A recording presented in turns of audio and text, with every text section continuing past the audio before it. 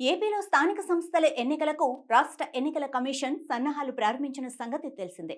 వచ్చే ఏడాది సంక్రాంతి తర్వాత రాష్ట్రంలో స్థానిక సంస్థల సందడి ప్రారంభం కానుంది. తొలుత మున్సిపాలిటీ, తర్వాత పంచాయతీలు, ఆ తర్వాత ఎంపీటీసీ, జెడ్పీటీసీ ఎన్నికల నిర్వహణకు గ్రీన్ సిగ్నల్ ఇచ్చిన రాష్ట్ర ఎన్నికల కమిషన్ ఇప్పటికే సంబంధిత శాఖలకు లేఖలు కూడా రాసింది. అయితే ఈ ఎన్నికలను ఈవీఎంలతో నిర్వహిస్తారని తెలియటంతో ఇప్పుడు ఏపీలో రాజకీయం వేడెక్కింది.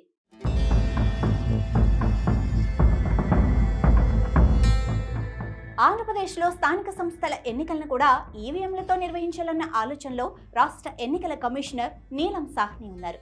ఈ మేరకు ప్రభుత్వానికి ప్రతిపాదనలు పెడతామని ఆమె తెలిపారు. ప్రభుత్వం అంగీకరిస్తే ఈవీఎంల కొనుగోలు సహా ఇతర లాంఛనాలు పూర్తి చేసే అవకాశం ఉంది. ఇప్పటికే మహారాష్ట్ర, బీహార్, మధ్యప్రదేశ్ వంటి రాష్ట్రాల్లో ఈవీఎంలతోనే స్థానిక సంస్థల ఎన్నికలు జరిగాయని ఎస్ఈసీ నివేదిక సిద్ధం చేసుకున్నట్లుగా తెలుస్తోంది.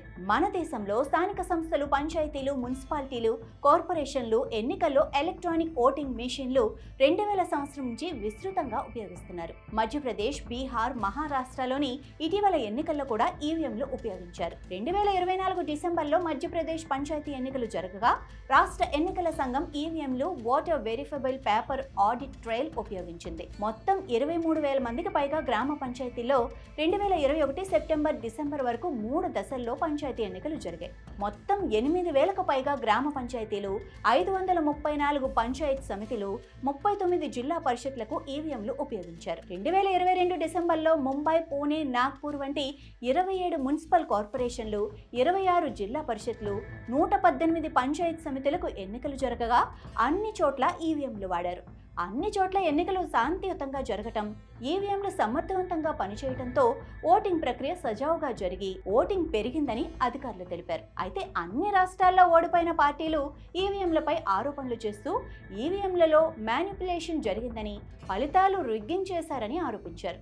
ఎన్నికల తర్వాత కొన్ని పార్టీలు కోర్టుల్లో కేసులు వేయగా ఎస్ఈసీ ఎలాంటి మ్యానిపులేషన్ జరగలేదని తేల్చింది. 3 రాష్ట్రాల్లో కొన్ని పార్టీలు ఈవీఎంలలో ఫ్రాడ్ జరిగిందని ఆరోపిస్తూ పేపర్ బ్యాలెట్లకు డిమాండ్ చేశాయి. ఎన్నికల తర్వాత కొన్ని ప్రాంతాల్లో రీపోలింగ్ జరగగా ఇదే సమయంలో సుప్రీంకోర్టు కూడా ఈసీఐకి ఈవీఎంల భద్రతపై పలు సూచనలు చేసింది. ఏపీలో ముందస్తుగా 3 నెలల ముందుగానే ఎన్నికలు నిర్వహించాలనుకుంటున్న ఎస్ఈసీ కేంద్ర ఎన్నికల కమిషన్ సూచనల మేరకు రాష్ట్ర పంచాయతీరాజ్, మున్సిపల్ శాఖ కమిషనర్లు రాష్ట్ర ఎన్నికల కమిషన్ల నీలం సాహ్నితో సమావేశమయ్యారు. ఈవీఎంల వినియోగంపై చర్చించారు. ఈవీఎంలతో ఎన్నిక అనేది కష్టసాధ్యమని అధికారులు అభిప్రాయపడుతున్నారు. రాష్ట్రంలో 1,36,000 వార్డుల్లో ఎన్నికలు నిర్వహించాల్సి ఉండగా ప్రతి వార్డుకు ఒక ఈవీఎంను వాడాల్సి ఉంటుంది. స్థానిక సంస్థలు అనేవి విడతల వారీగా నిర్వహిస్తూ ఉంటారు. అందుకే ఈ ఎన్నికలకు ఎన్ని ఈవీఎంలు అవసరం అవుతాయన్న అంశంపై చర్చించారు. ఇతర రాష్ట్రాల నుంచి అద్దెకు తీసుకునేందుకు కూడా ఎంతవరకు అవకాశం ఉందనేది ఆరా తీశారు. ఈవీఎంల ద్వారా ఎన్నికలు నిర్వహించేందుకు ఎస్ఈసీ నిర్ణయం తీసుకోవడంతో